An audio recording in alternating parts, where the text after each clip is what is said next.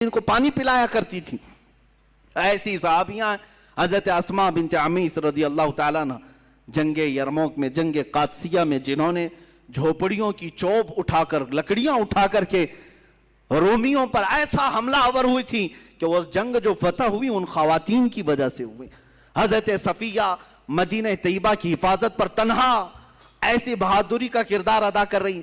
یہودی داخل ہوئے تھے عورتوں کے درمیان، انہوں نے خود اپنا نیزہ اٹھا کر کے سر قلم کر دیا. وہ مثالی خواتین ہیں، وہ دبک کر کے بیٹھنے والی نہیں. بلکہ ایک صحابی حضرت خنسا رضی اللہ تعالیٰ، کافی میں نے صحابیات کا ذکر کیا، ان کی برکتیں اللہ ہماری بچیوں کو عطا کرے. حضرت خنسا ایک وہ صحابیاں ہیں جو جنگ قادسیہ میں پہنچی. ان کے 4 جوان بیٹے تھے. یہ مشہور شاعرہ ہیں عرب کی.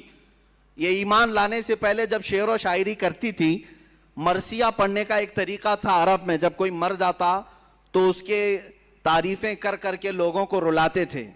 مرثیہ کر اس کو کہتے ہیں. تو یہ مرثیہ پڑھنے میں مشہور تھی خنسا.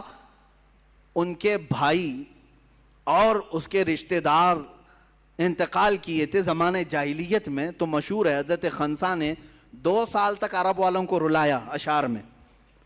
ایسے ایسے اشعار لکھتی تھی کہ لوگ رونے لگ جاتے تھے. اور ایمان لائی، 4 بیٹوں کو لے کر کے حضرت عمر فاروق کے زمانے میں جنگ قادسیہ میں پہنچ گئی.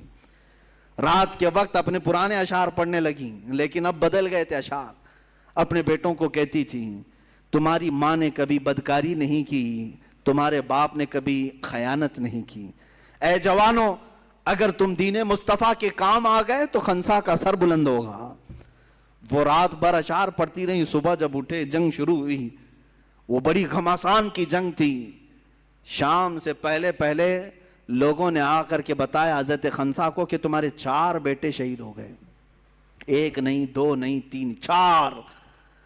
اور سب میں یہ خبر پھیل گئی کہ اب حضرت خنسا کیسے کیسے اشعار بیان کریں گی. بھائی کے مرنے پر 2 سال عرب کو رلایا تھا، 4 بیٹے مرے، اب کیا کہے گی. سب آ کر کے جب پوچھتے ہیں کہ خنسا 4 بیٹوں کی لاش پر تم کیا مرثیہ پڑھو گی، سب کو جمع کرتی ہیں اور کہتی ہیں میرے غم پر اور مرثیہ پر اشعار سننا چاہتے ہو، سنو. ہر بیٹے پر میں کہتی ہوں انا للہ و انا الیہ راجعون. اب اسلام میں آ چکی، ایمان